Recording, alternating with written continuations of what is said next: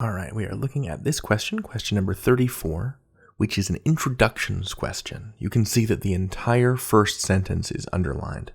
And we have this telltale question: which choice provides the best introduction to the paragraph? So in order to answer this question, we're going to need to figure out the main idea of this initial paragraph. So this is from a passage called Sharing for Success, which is about job sharing. Let's skip the underlined sentence and begin with the second sentence of the paragraph. Read the whole thing.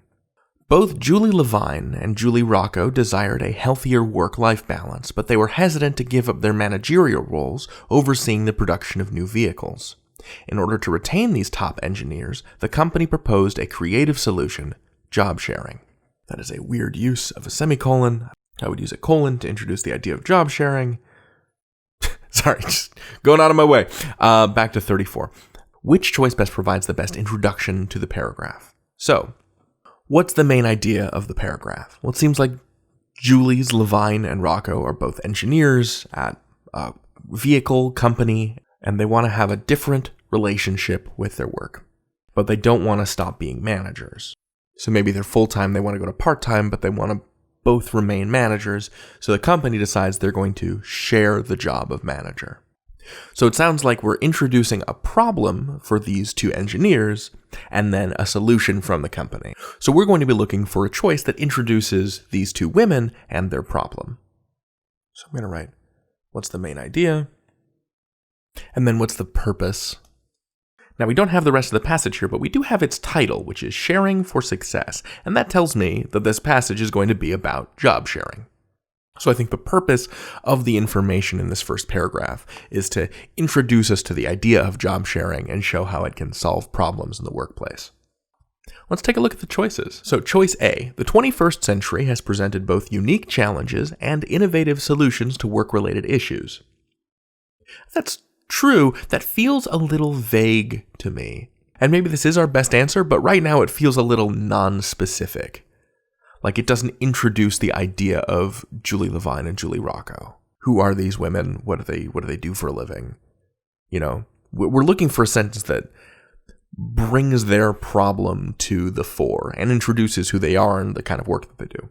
Choice B: companies are always searching for new and innovative ways to recruit the best employees. I can cross this one out because this isn't about recruitment. They're already managers, right? So they're not being recruited, they already work at this company. Choice C: in 2007, two highly successful full-time engineers at a US car company faced the same dilemma. Ooh, I really like that.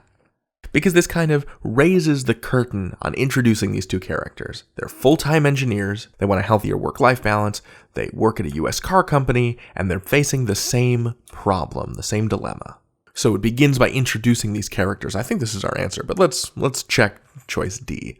According to one national survey, the average full-time US employee works about 1,700 hours per year.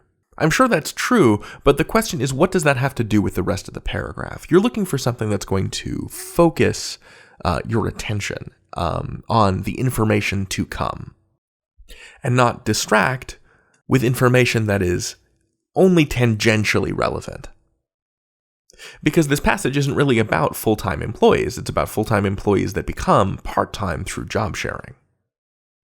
So I'm going to get rid of this vaguer option that's just about unique challenges and innovative solutions. I'm going to instead go with the more specific one that directly relates to the context of the paragraph.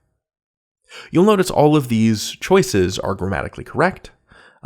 That's the kind of question this is, as opposed to this punctuation error in question 35, because you are being asked to evaluate how relevant these choices are, not how grammatically correct they are.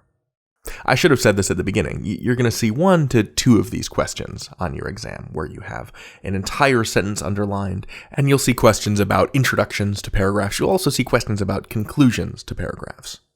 And I'll demonstrate how to do a conclusions question in a separate video.